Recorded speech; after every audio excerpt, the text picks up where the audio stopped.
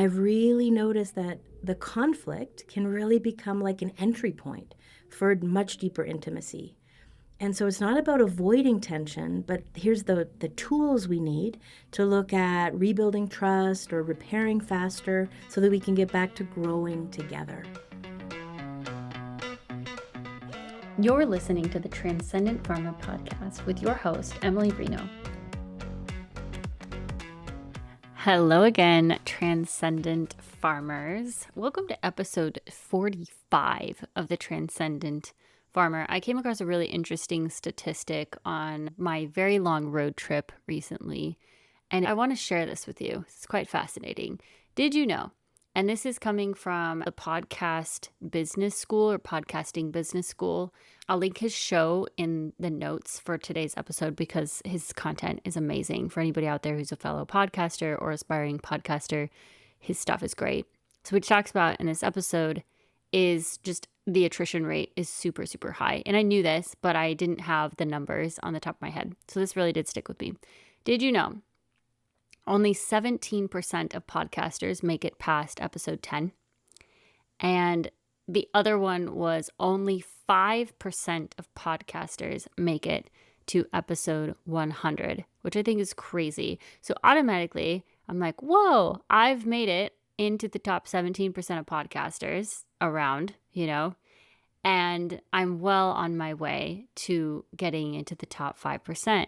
Because we're almost to 50 episodes. So we're almost even to that halfway point of getting there. So really exciting stuff. And also it's just a good excuse to say thank you for being a loyal listener and part of this community, for sharing these conversations with your friends and family. You have no idea how much it means to us that you keep coming back and pushing play. And I love also the feedback that I get from folks via text messages and emails or direct messages as well, just saying how much they appreciated the content. So thank you for that feedback. It means a lot. And I'm also feeling incredibly motivated to find a creative way to celebrate reaching 50 episodes. That could mean getting together my interviewees from the last 6 years with all of you out there who are listening. So definitely subscribe to the newsletter if you aren't already. That's probably the best way to find out more and join us. So I want to introduce today's interview with Joanna, recorded in late July 2025, just over a year ago. And today I'm recording from Musquis in Mexico. So I'm back here again. What's kind of fascinating about this is that I feel like these next several episodes that come out that are published, these interviews that I have, the English ones at least, it's a time capsule from these, different cities that I was living in throughout that year. I moved a lot in 2025. I was living in three different places, and even within the same city, moved from one spot to another. And it was a bit of a rough, tumultuous time, honestly. But what kept me so grounded, despite all of those changes, were the people that I met. And these interviews are some of the coolest folks that I've ever met. They all ended up in this expat town in central Mexico called San Miguel de Allende. And these interviews will give you a snapshot and sort of a peek into just the interesting individuals that found their way there. What's really cool about this interview is that it kicked off a period of diving deep on this topic. And it's fascinating because I did not realize that until I listened back to it and I reflected on everything that has transpired since then. I definitely have to give my shout out to Joanna for this, because I'm not sure that I would have had such an interest in exploring this in further depth without having conducted this interview. So I've probably listened since then to at least 20, if not 30 hours of Ramit Sethi's Money for Couples podcast, which will touch on some similar topics that he addresses in his podcast on that.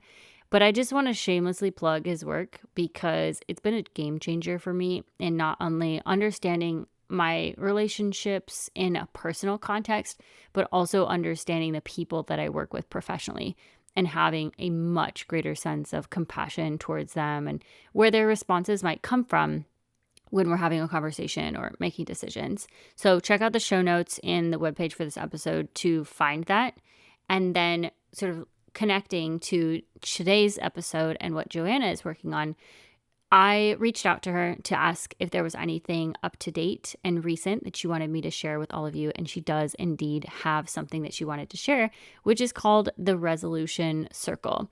So this is pulled from her website directly. The Resolution Circle gathers on the last Sunday of each month. The intention is enhancing the relationship with yourself and your life, where clarity replaces confusion, relief replaces frustration, and life starts to feel genuinely lighter. This approach is one of the most direct paths Joanna knows to get there. So if you're interested in learning more about the Resolution Circle, go ahead and visit the webpage for this episode for the link to learn more. Speaking of which, before I dig into this episode, I also wanted to make a plug for a resource that you may not know about that my team works really hard to ensure is rock solid for all of you listeners out there, and that is indeed the webpage that accompanies every episode of The Transcendent Farmer. This includes links that we mention, a brief summary, timestamps so that you can skip to the section that you may be looking for, and then also a blog post that covers some of the highlights from our conversation.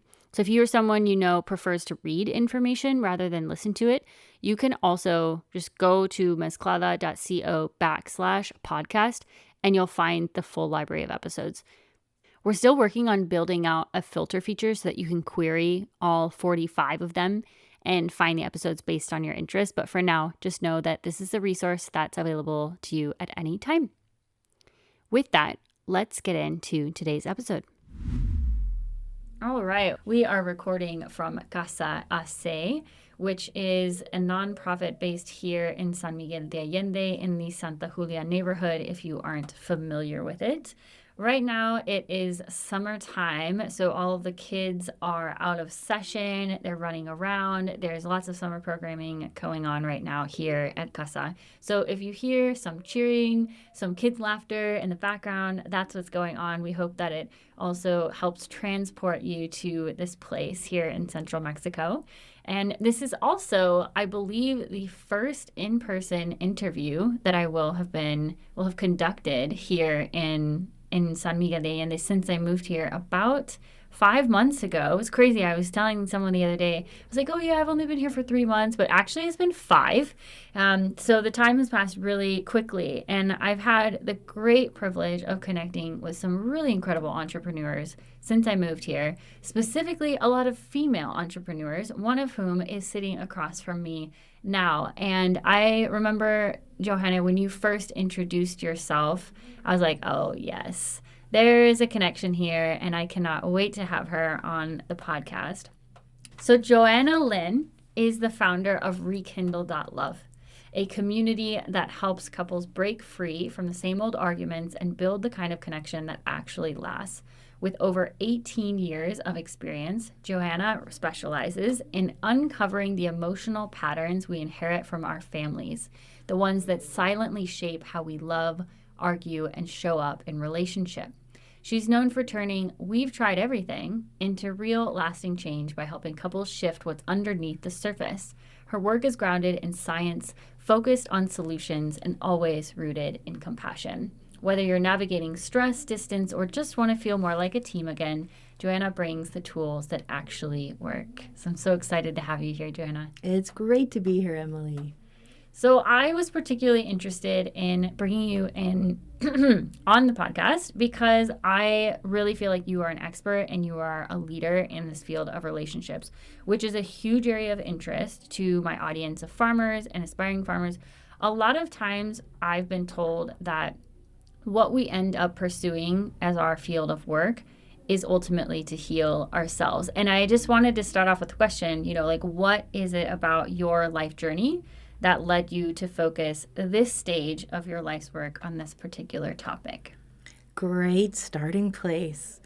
I actually lived through the breakdown of a marriage and a divorce myself. And so I've got tons of empathy, well-earned life experience around what happens when your heart breaks to pieces and the person you thought you'd be spending the rest of your life with becomes more like a stranger, maybe even somebody that feels like an adversary, and you're having to work through rebuilding your life all over again. And so I think the pain was so deep that I really just wanted to figure out, how do I never do this again? Who was I showing up in the relationship as? What might I want to look at around that? And so the healing went really deep, and I found my way to this work sort of in a happy accident, and have been able to support couples ever since. I feel like that's definitely something I've heard a lot, or it's like it's through the pain that you find your passion, Hmm. right? Or that it's in trying to solve an issue that you find your true calling in life. Yeah. Yes. Why do you believe that it's important for people to have tools to navigate conflict in relationships? Well, the truth is, most of us have learned how to navigate conflict from our families. And let's be honest, that's not always our best model, to simply repeat what we saw growing up. A lot of the times we don't even think about it that way, but we end up sort of showing up in a similar way. So I think a big part of what we need to do is unlearn some of these inherited patterns so that we can show up differently inside of our relationships. I think in all the years in working with clients, I've really noticed that the conflict can really become like an entry point for much deeper intimacy. And so it's not about avoiding tension, but here's the tools we need to look at rebuilding trust or repairing faster so that we can get back to growing together. I think that's a really good point. And that piece, I feel like this theme of coming into things from curiosity as opposed to judgment has been such a great tool for me.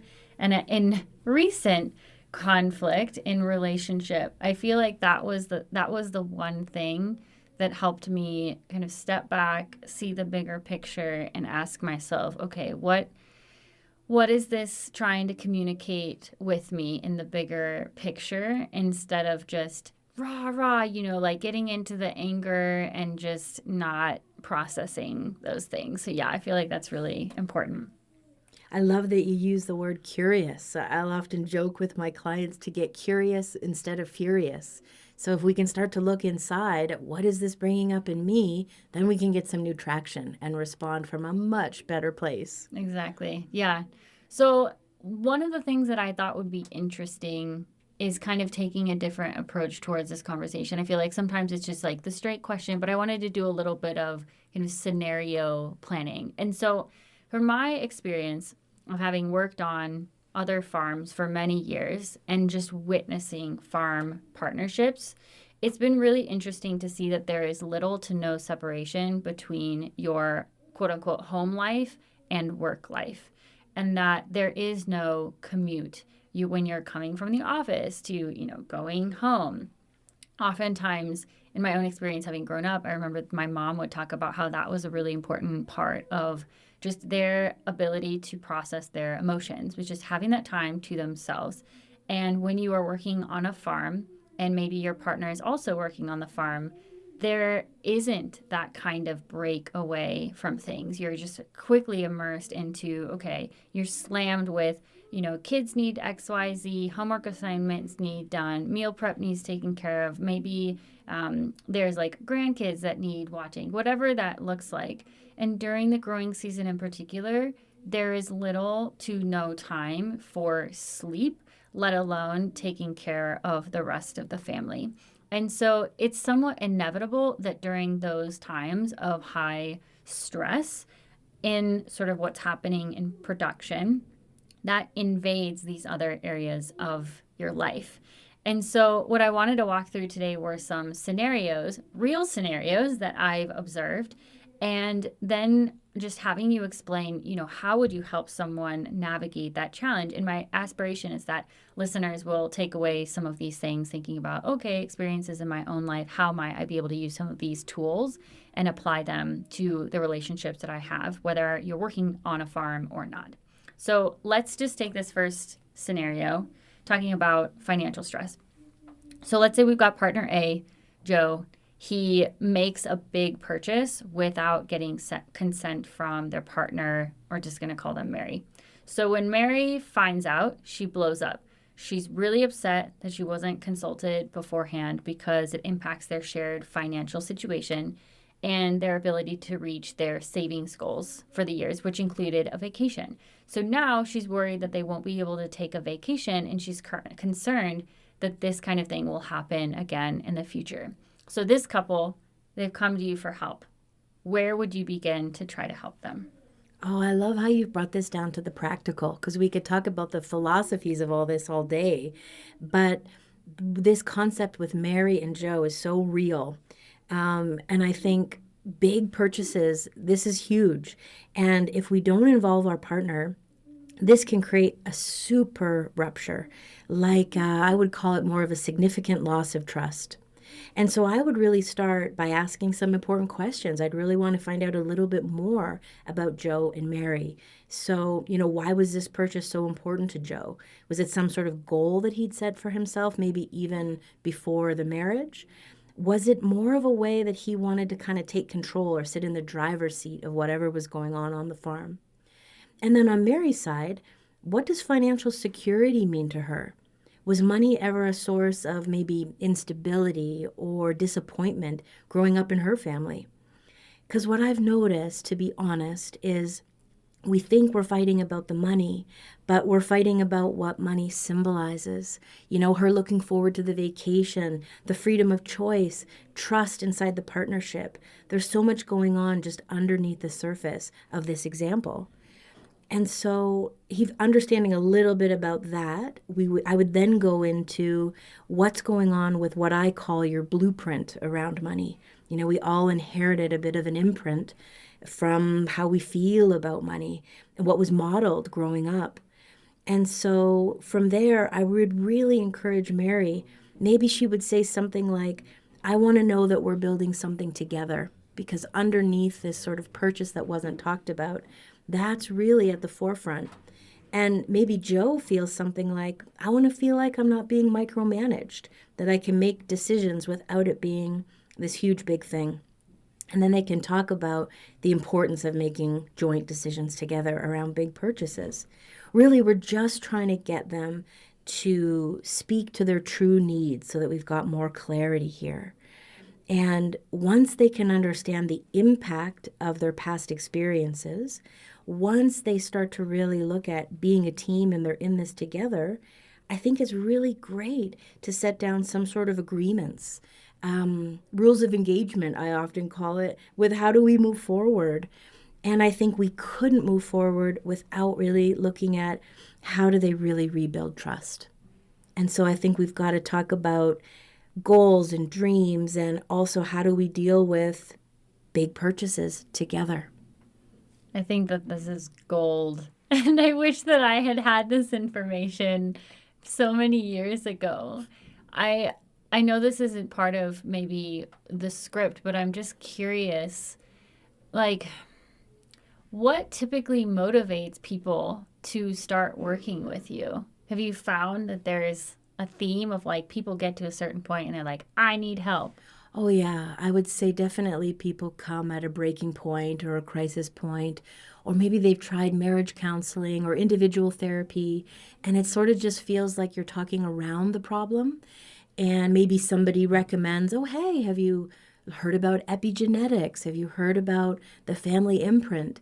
And this concept of really going deeper, of really going all the way to the root to understand why any of the things are happening inside of ourselves or inside of our relationship. Mm-hmm. Yeah, I would say ultimately, like, we're getting deep in, it's like a masterclass in communication, right? Because ultimately that's what's going on here, is that in order to navigate these things, it's strengthening your communication skills, understanding how to listen deeply, right? Without judgment, bringing that curiosity to the conversation. And I think just having an openness and maybe like a willingness also to shift things. So, like what you were saying, what does building trust look like moving forward? And what are concrete steps that can be taken towards that aim? I feel like in my own experiences, I've really struggled with the point of being able to articulate what it was that I needed or what it was that hurt me, because I feel like maybe that's something, and I don't know if that's a theme that you see, but just that ability to even get to the point to communicate what you need. Like some people just shut down. I know that I'm one of those people where it's like, I just stop communicating altogether. I want to disappear. I just don't want to communicate at all because I don't know. Like I can't even describe what it is that I'm feeling. Have you worked with people where that's their experience, and what recommendations do you have for people that struggle in being able to articulate what they're feeling? Oh, yeah, that's so well said, Emily. Even if we go back to Joe and Mary, let's say Mary decided not to say anything about Joe's kind of secret purchase because in her family of origin, it doesn't matter what I say. It doesn't matter if I'm upset. So I'm just going to silently simmer and be so resentful and feel I've lost trust in my person. And we're just going to go back to the duties of the farm and we're going to go back to pushing through. And I'm secretly so angry. And there's so much research out there about long-term relationship that resentment is the silent killer. So the things that we don't say, the things that we carry inside, the way we have our own version of the relationship than even our partner would have any idea about, this is what ends up pulling our relationship under over time. And so, in a way, the courage to step out and say the thing that will definitely rock the boat, the finding your voice and speaking honestly, is what ends up protecting your relationship. And so, many times when I work with couples in distress, I'm asking them, every Sunday or, Wednesday after work or whenever they can fit it in to set the timer. Sometimes it's only 20 minutes. Sometimes we're working up to 60 minutes where I give them questions. It's almost like a 6-step questions that they ask each other so that they can learn what it is to speak the same language, to get on the same page, to notice what's going right, and to notice maybe where they got off track just in that past week. Because I've met couples that have gone for years without having honest, real conversations for exactly what you're describing. One person feels like, oh, if I'm honest, I'm going to blow up our whole relationship. But the deeper truth is, if I don't say what's real, it's going to blow up anyway. Exactly. Yeah, such a good point. And I've learned that from personal experience. Very hard way. It's not productive, folks. It's not productive. So, okay, let's talk about scenario number 2, thinking about this concept of emotional absence. So, couple number 2, we're going to say Nora and Barry. So, Nora is really engaged in the community. She's very service oriented in addition to her farming responsibilities, which she's very passionate about. This includes church service, serving on several community boards, and she's often left with little time to take care of herself. So between this and her farming work, she doesn't spend much time with her kids, but she's oblivious to it because she's so highly engaged in her world. Then, when her kids get upset for not attending different events that they're involved in, she feels like she's failing at everything. Barry, her partner, observes this but doesn't know how to approach the conversation in a productive way. He wants his partner to be happy and also wants his kids to feel that their mom is there for them. But she's worried she'll blame him for not being supportive of her work or community engagement or parenting style. So, what advice would you give to Barry? I'm going to take just a brief moment to interrupt this episode with a special announcement. This episode, as well as other podcasts out there I've listened to, has inspired a new standalone season format, which I'm stoked to share with you today. Listeners submit real challenges, and I will work through them during our conversation, which we'll record and then publish for all of you to hear. So topics would be personal finance, farm finance, relationship challenges. Maybe you're struggling with something related to land access, personal growth, spirituality, mental health. That's sort of the gamut of conversations and topics that we cover in this podcast. So I'm going to be opening up an application process for that. And basically, if you are trying to work through a particular challenge that you know we've discussed on this podcast, maybe you're trying to start your own business, maybe you're trying to become a digital nomad, maybe there's something else that we've covered that you want to go deeper on and that you know I'm really passionate about and can help you with. This would be your opportunity to get feedback from me, work through a challenge, and then, of course, we'd be able to share that information with other people so that they can benefit as well. If this sounds like something that you'd be interested in participating in, go ahead and visit the webpage for this episode to find the link to the application form. And I just want you to know that acceptance isn't guaranteed. I do anticipate more requests than can be accommodated, and not everyone who applies will be the best fit for what I'm looking for. Lastly, this is likely to be sponsored by a partner with an aligned interest in the content. So if you or someone you know is looking to market to a niche audience of aspiring or existing farmers concentrated in small-scale agriculture and or digital nomads across the planet, reach out to us at hello@mezclada.co, and my team will send you information about sponsorship opportunities. Ooh, he's in a tough situation. And I can really understand the desire to want mom to be there for the kids so the kids feel that they're the priority. And I guess my first curiosity goes towards Nora and the family history. So, did she grow up with the message that love actually equals doing things for others? That if I'm not of service in the community, then I'm somehow lazy or I don't care about all the needs I see out there? And for many of us, we can look around our community and see 1,001 things that we could do.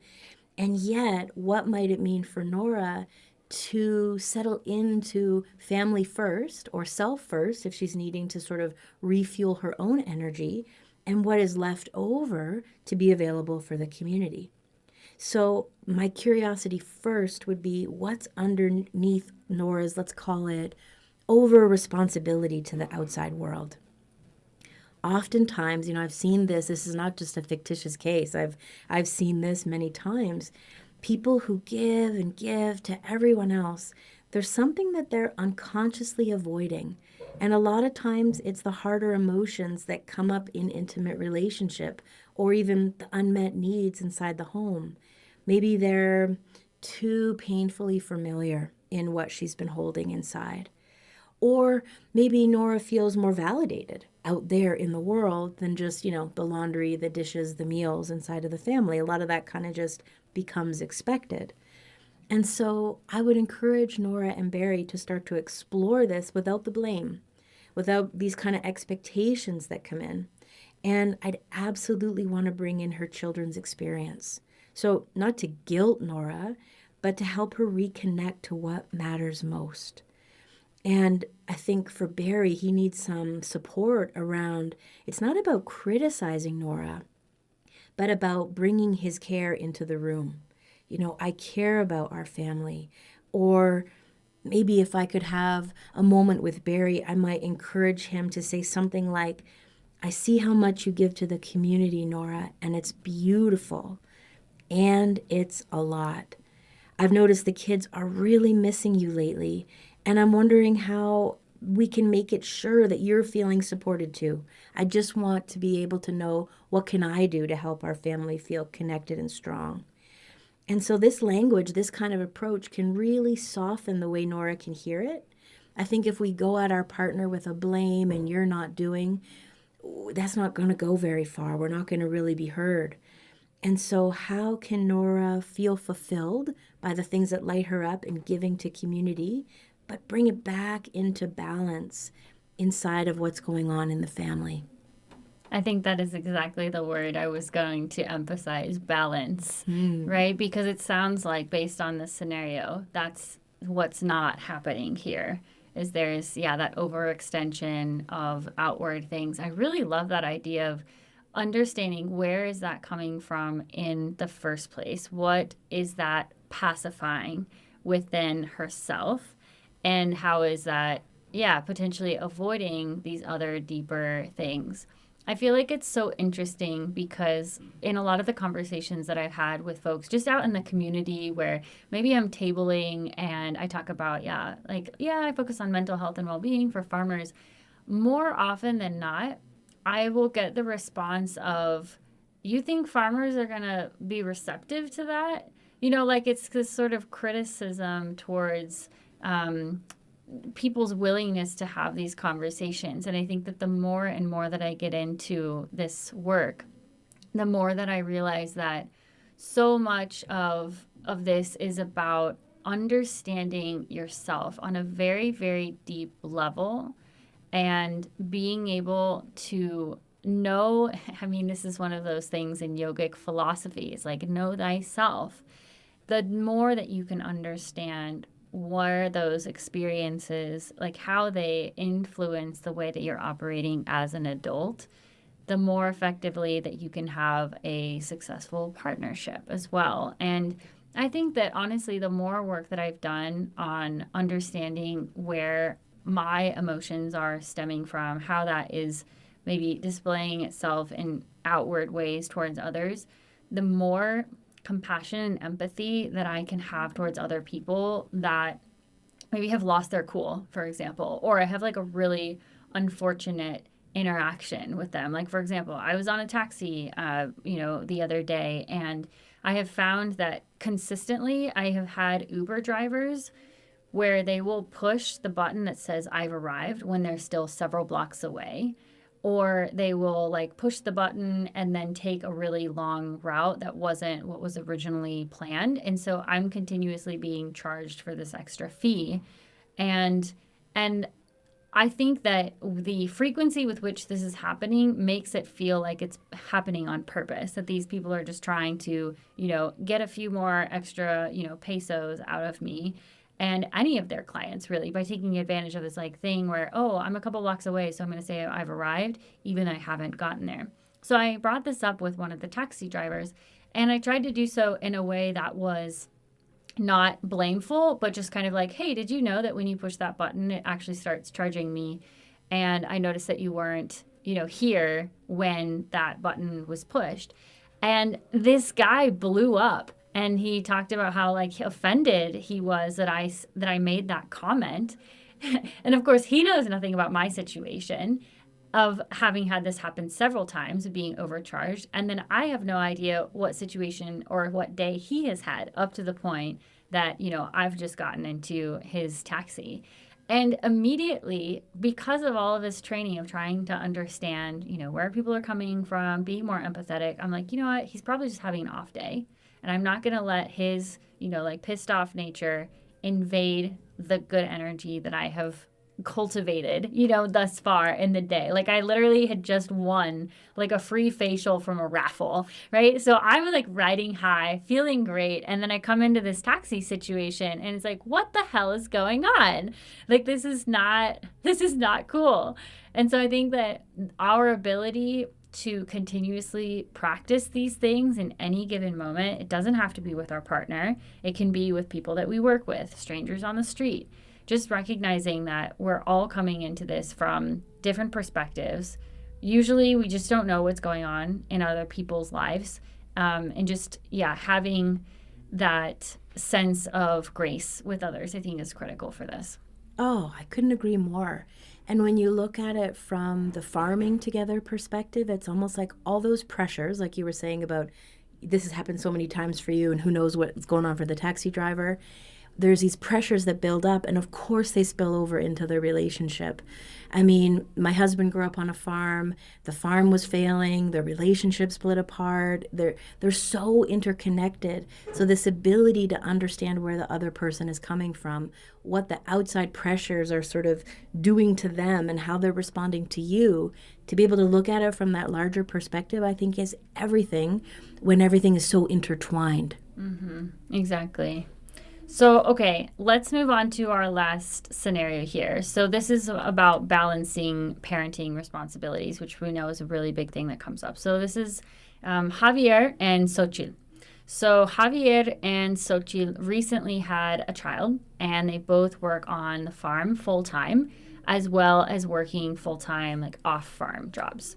So this is a ton to manage, but they love growing so much and the community that they've worked their way through it, and they're committed to figuring out how to work on the full-time, on the farm full-time only.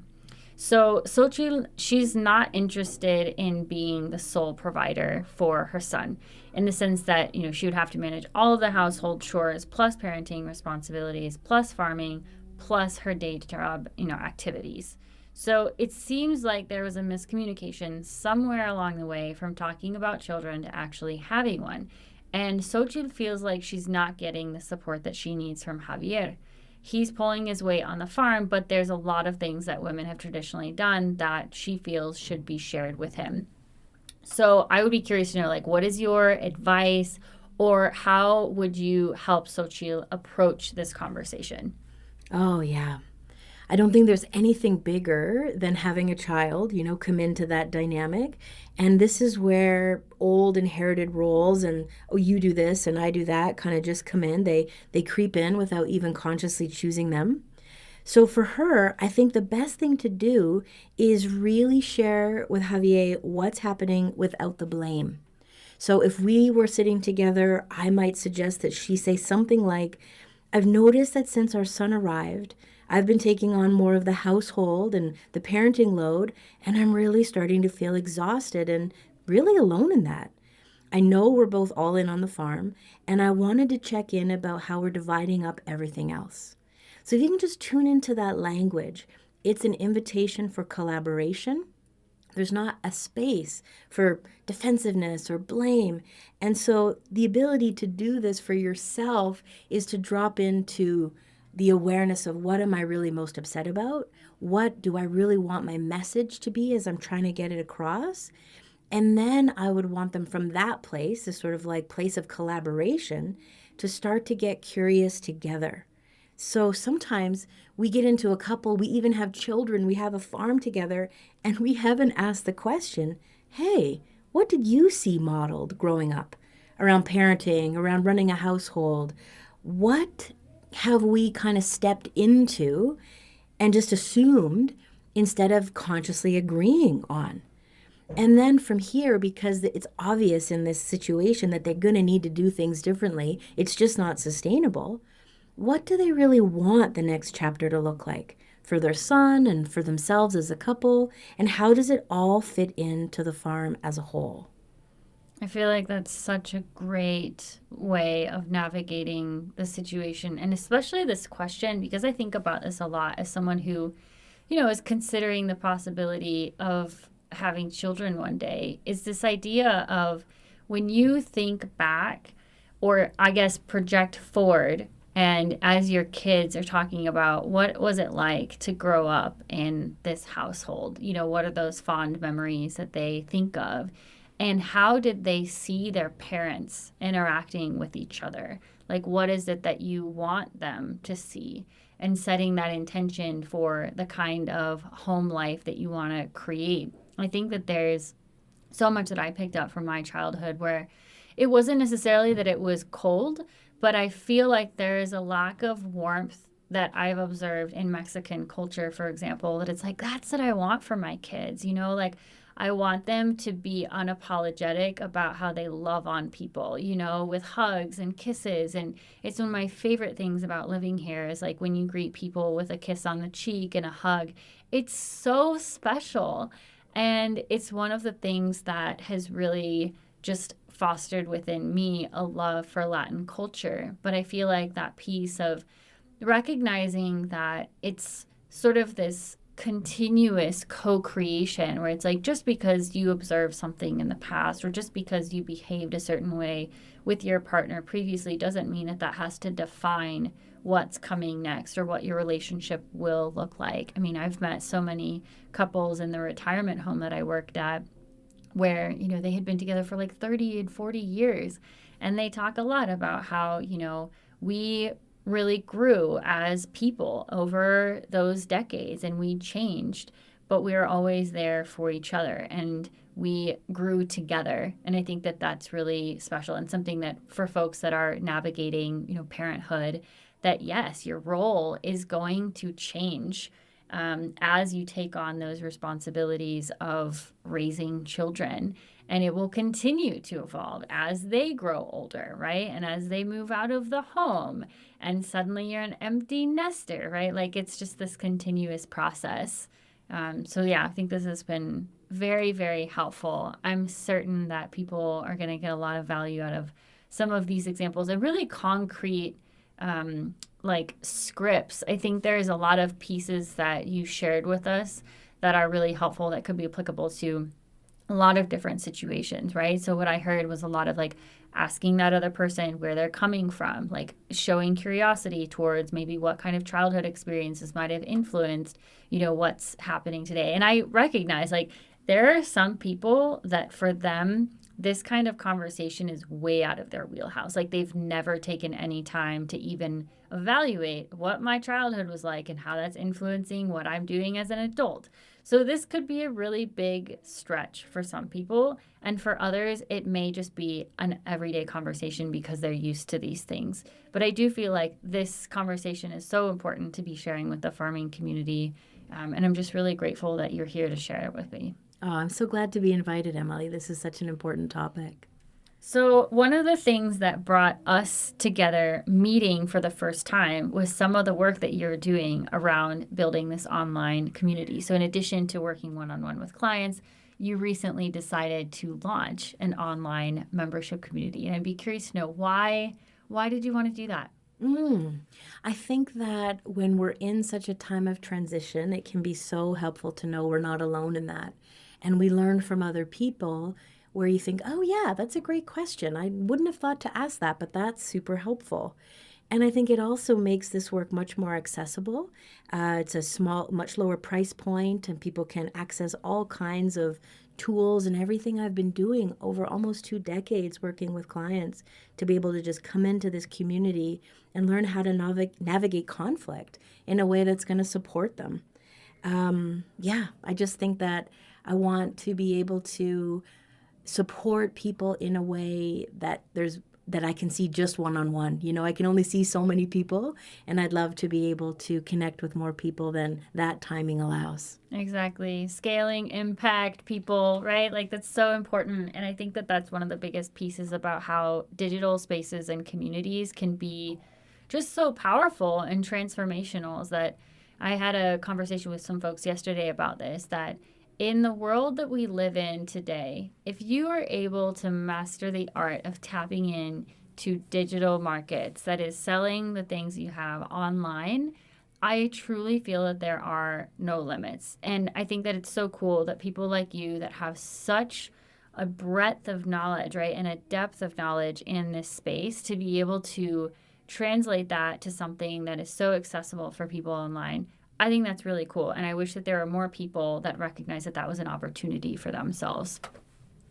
So if there is one tool that you think every couple should have in their back pocket that would help them navigate conflict in their relationship, what would it be?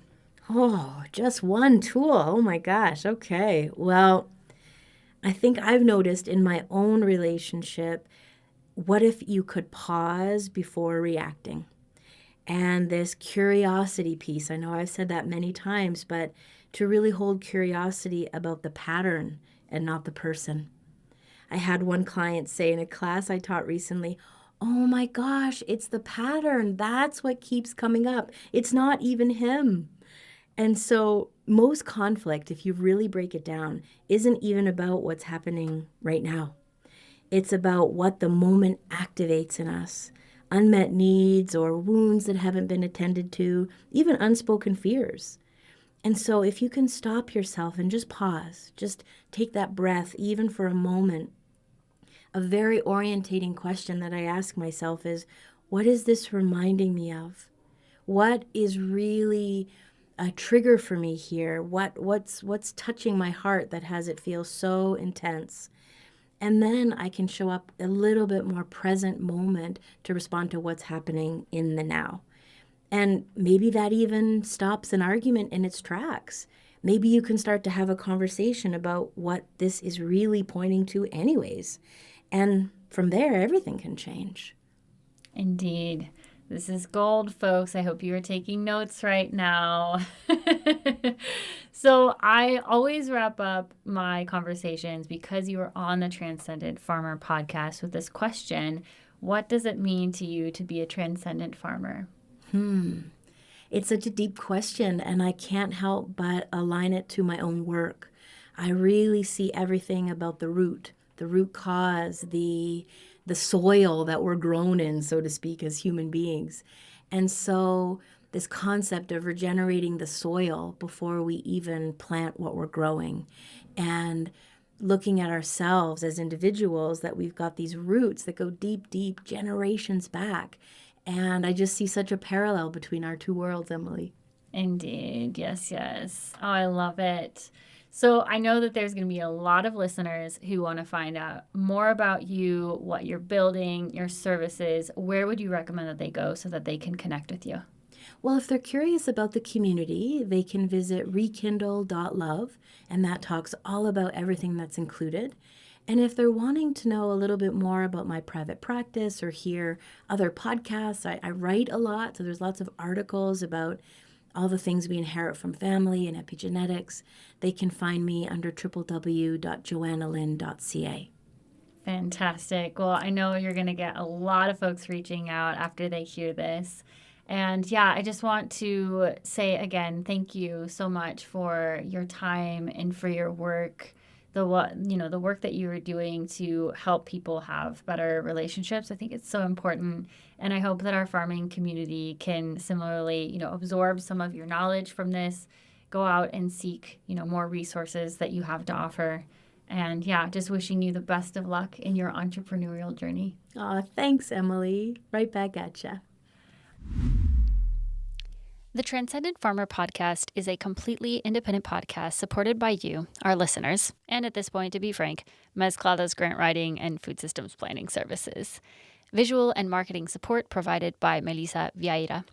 If you loved listening to this as much as we enjoyed bringing it to you, go ahead and buy our team a coffee. You can do so by visiting the link in the show notes for this episode, and we'll give you a shout out on our social media channels as a way of saying thank you. As always, share this with someone you believe would benefit from listening to the conversation. You're truly at the heart of how this community continues to grow. Thank you. All right, folks. Well, hope you enjoyed another episode of The Transcendent Farmer, and we will catch you in the next one.